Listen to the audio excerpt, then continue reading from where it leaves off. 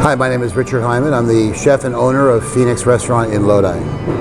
Born in New York and raised in LA, and I started cooking when I was 19 years old, I guess, at the Beverly Hills Hotel in Beverly Hills. I started basically at the bottom, washing dishes, peeling potatoes, chopping onions, and ended up loving the business. I loving what I did.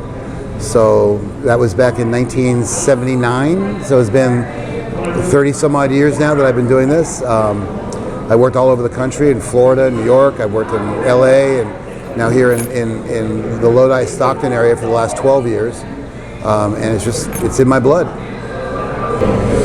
My greatest professional success would be where I am now. I mean, this is the culmination of 30 some odd years of working and learning and discovering new ways of doing things, and it all ends up and comes together here at Fenix. The greatest setback would have to be 2.5 years ago when I was injured in a fire.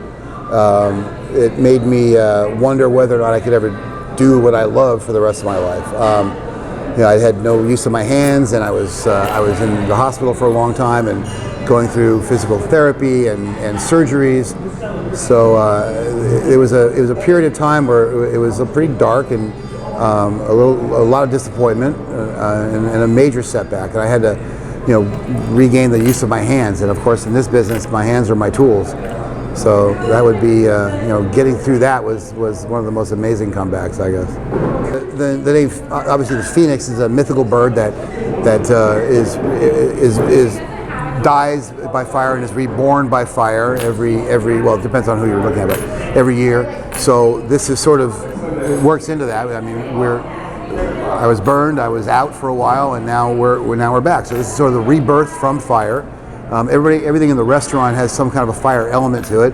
And we burned the tables and the chairs. We've got some fire elements on the walls, the fireplaces around the restaurant. So it's a theme of rebirth and rejuvenation.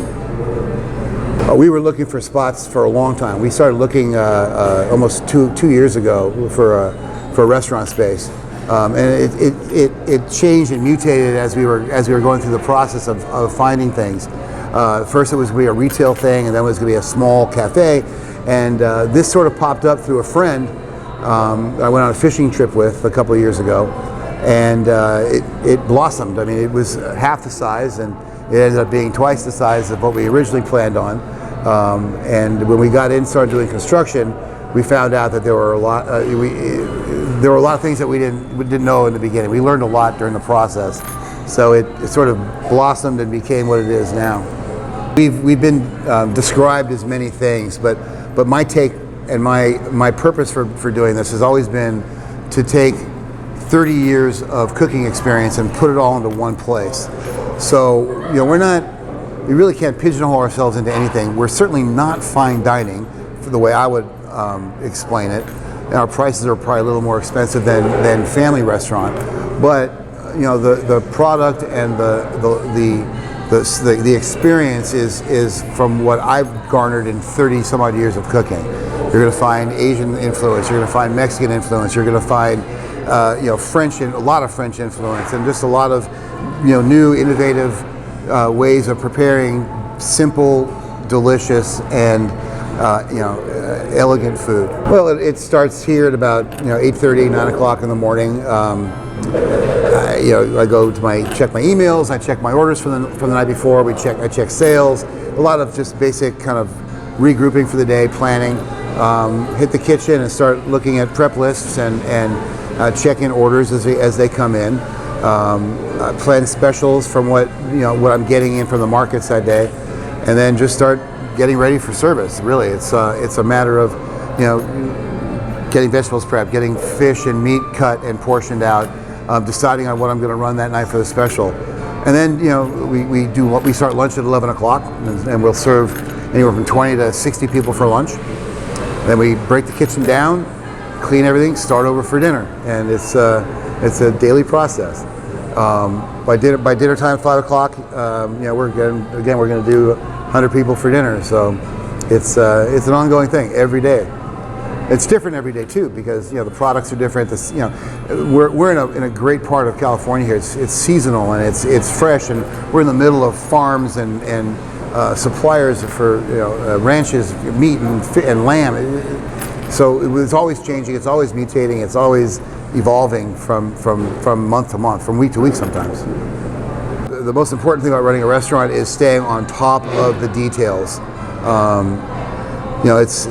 Being a chef is very fulfilling and very gratifying for me, but it's a different ball game as chef owner. I now have responsibility for payroll and banking and taxes and purchasing and all the other things that go along with owning a business, marketing and advertising, and then dealing with vendors and dealing with employees. So it's a lot. It's a lot, and you got to be really organized and really in tune with every aspect of it.